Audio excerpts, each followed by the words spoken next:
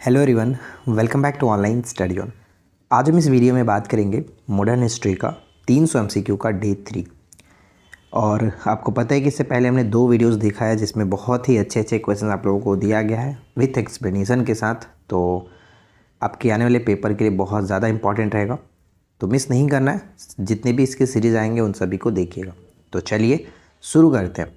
तो सबसे पहला प्रश्न आता है कि निम्नलिखित में से कौन सी घटना कालानुक्रमिक क्रम में अंतिम थी। तो आपको ये बताना है कि निम्नलिखित में से कौन सी जो घटना है वो कालक्रम के अनुसार सबसे आखिरी में घटित हुई थी। तो अकॉर्डिंग टू ऑप्शन अगर हम देखें तो जलियांवाला बाग जो है वो 1919 की घटना है।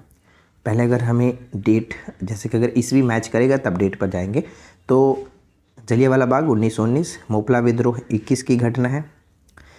खिलाफत आंदोलन 1919 से स्टार्ट होकर के 24 तक चला था, ठीक है।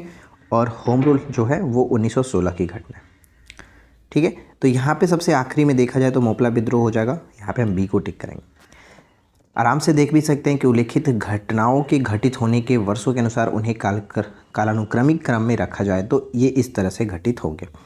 आगे बढ़ने से पहले मैं आप लोगों को बता दूं कि हमारे पास बहुत सारे मैसेज आ रहे हैं। हर दिन कम से कम 5-7 मैसेज आ ही जाते हैं कि जो एसओ का बैच आपने लॉन्च किया था उसका जो प्राइस था 199 रुपये, उसको कर दीजिए क्योंकि हमने उस वक्त नहीं ले पाए थे। तो देखिए फ्रेंड्स, सभी लोगों को ध्यान में रखते हुए हमें लेकर के चलना है।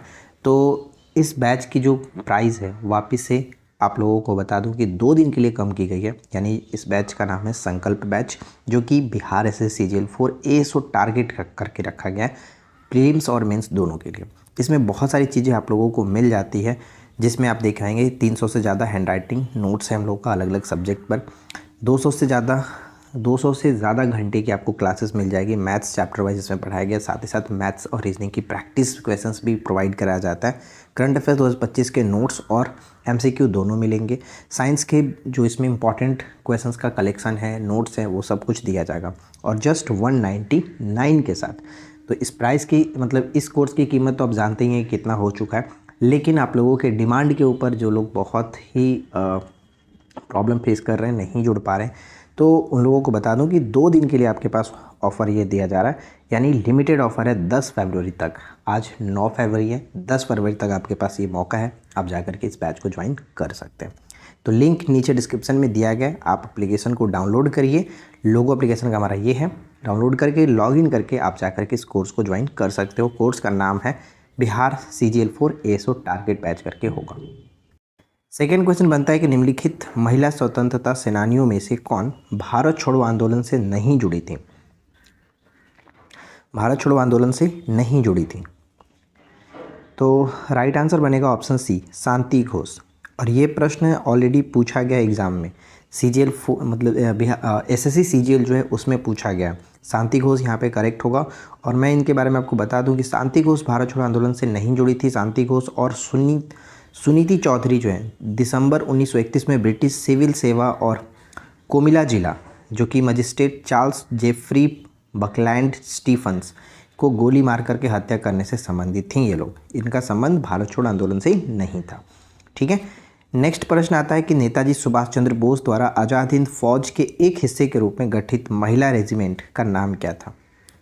महिला रेजिमेंट का नाम क्या था।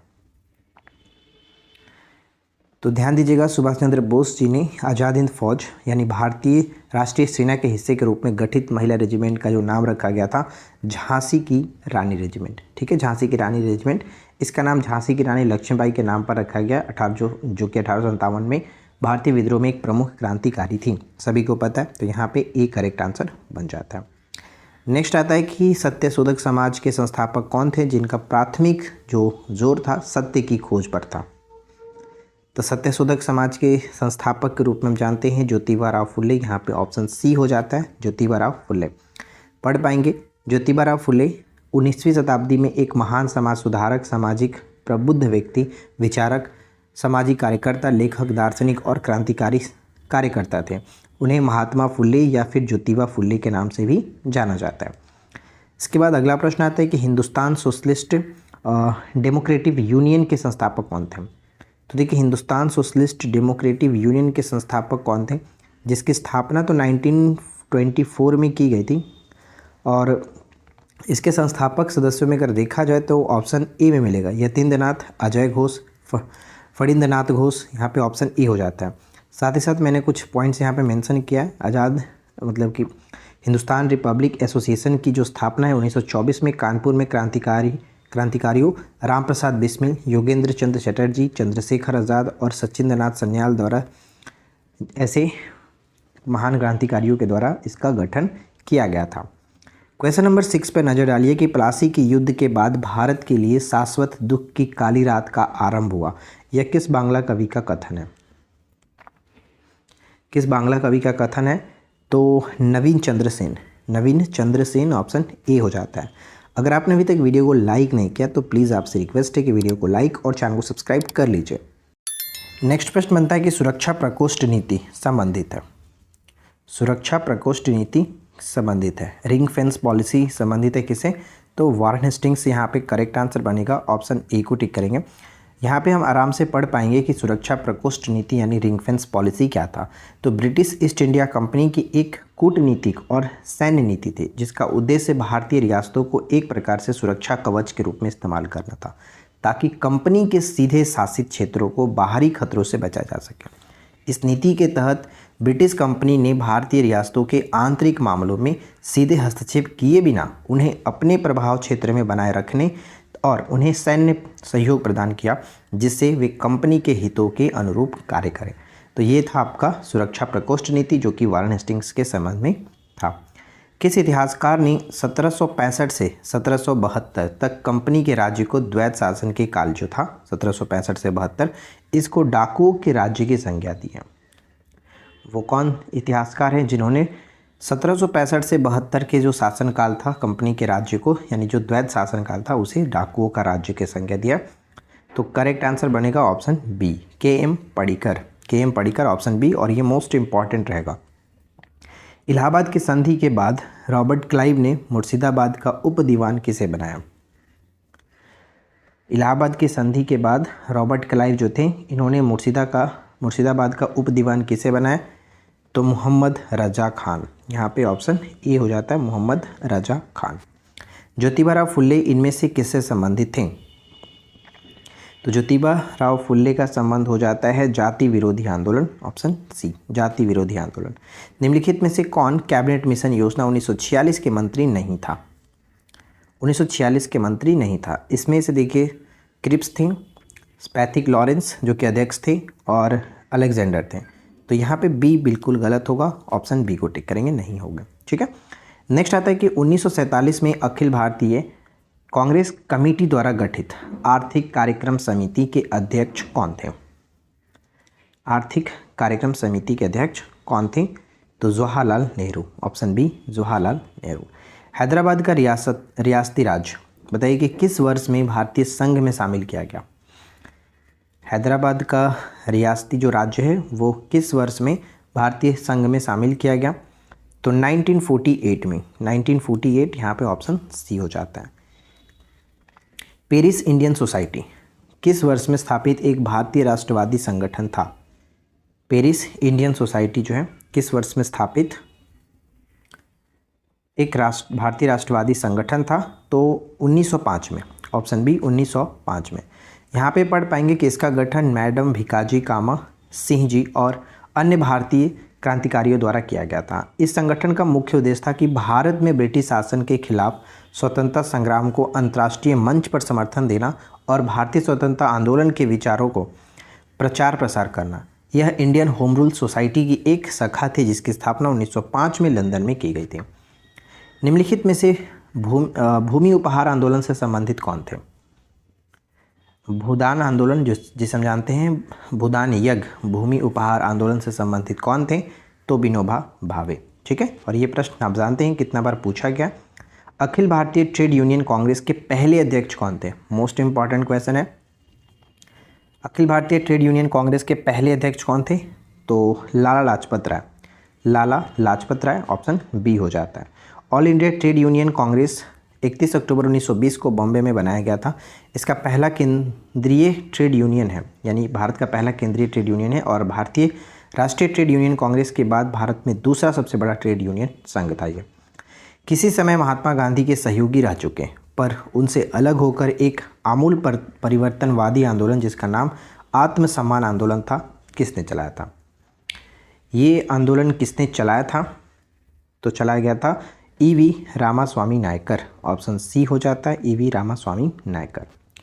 19वीं सदी में ज्योतिबा फुले के सत्यशोधक समाज ने क्या प्रयास किया था? क्या प्रयास किए थे?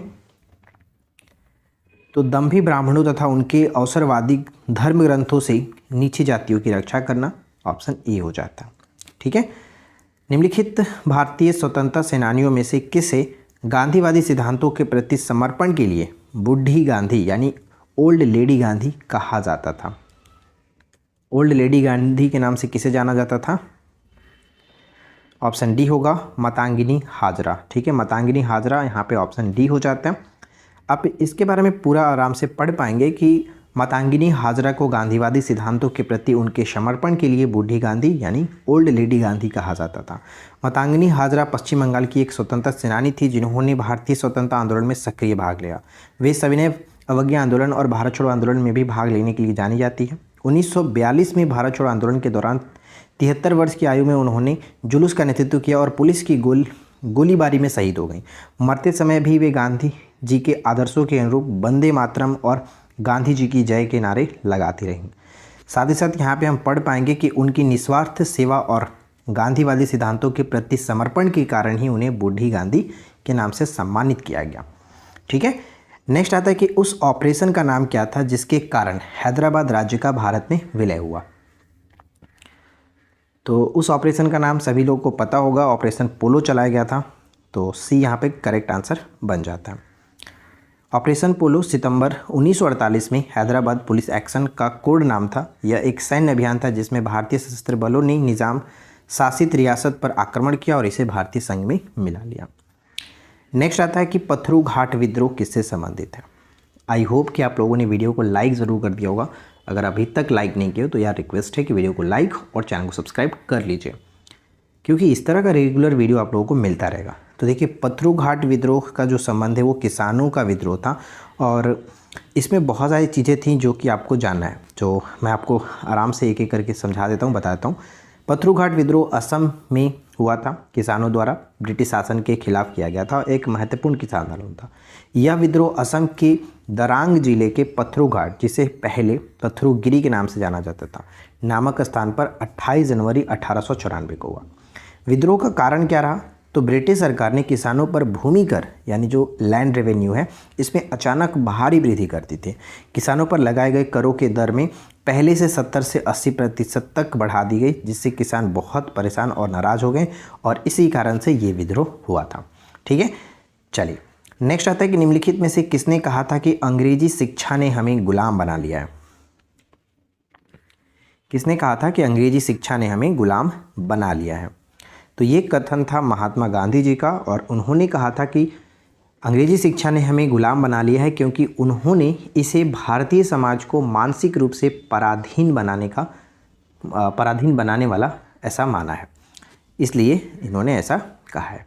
नेक्स्ट आता है कि ब्रिटिश भारत के निम्नलिखित में से किस समाज सुधारक को लोकहितवादी के नाम से जानते हैं?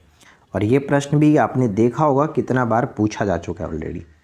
तो लोकहितवादी के नाम से हम लोग जानते हैं गोपाल हरि देशमुख जी को। यहाँ पे डी होगा, गोपाल हरि देशमुख। वर्ष 1947 में जब भारत में ब्रिटिश शासन समाप्त हुआ तो साक्षरता दर कितनी थी? तो जब भारत में 1947 के बाद ब्रिटिश शासन समाप्त हुआ था तो उस वक्त भारत की जो साक्षरता दर था वो जस्ट 12% था। Option D 12%। और इस वीडियो का आखिरी प्रश्न है कि निम्नलिखित में से किसने एक सार्वजनिक भाषण में राष्ट्रीय कांग्रेस पर हमला करते हुए उसे जनता के एक बहुत सूक्ष्म भाग का प्रतिनिधि बता करके उसकी हंसी उड़ाई, मजाक बनाया? वो कौन थे? तो लॉर्ड डफरिन थे। ठीक है, लॉर्ड डफरिन। और इन्हीं के समय में, लॉर्ड डफरिन के समय में ही 1885 में जो कि भारतीय राष्ट्रीय कांग्रेस का गठन भी होता है, ये भी याद रखेंगे। तो देखिए गाइज, आई होप कि आप लोगों को ये छोटा सा वीडियो अच्छा लगा होगा, जो कि बहुत इन्फॉर्मेटिव था और कुछ ऐसे भी प्रश्न थे जो आपने पहली बार सुना होगा, जैसे बूढ़ी गांधी वाले जो मैंने क्वेश्चन बताया वो बहुत इंपॉर्टेंट था। आई होप कि ये वीडियो आप लोगों के लिए हेल्पफुल रही होगी। पसंद आया हो तो प्लीज़ लाइक एंड शेयर ज़रूर कर दीजिएगा। और जैसा कि मैंने आपको बताया कि अगर आप लोगों को हमारा एसो वाला टारगेट बैच ज्वाइन करना है, जो कि काफ़ी लोगों का डिमांड आ रहा था कि प्राइस को कम कर दीजिए, हम लोग नहीं ले पाएँ, तो उन लोगों को बता दूँ कि आप जाकर के एप्लीकेशन पर इस कोर्स को ज्वाइन कर सकते हैं जस्ट 199 के साथ। और अपने फ्रेंड के साथ भी शेयर कर दीजिएगा, जिन लोगों को ज़रूरत होगा वो ज्वाइन कर सकते हैं। क्योंकि ये जो 199 है इसमें आपको बहुत सारी चीज़ें मिलेंगी, प्री और मेंस दोनों एग्ज़ाम के लिए। तो आप जा कर के ज्वाइन कर लीजिए, लिंक वीडियो के नीचे डिस्क्रिप्शन में दिया गया। तो इस वीडियो में इतना ही, मिलता है नेक्स्ट वीडियो में। Thanks for watching, keep learning, have a good day.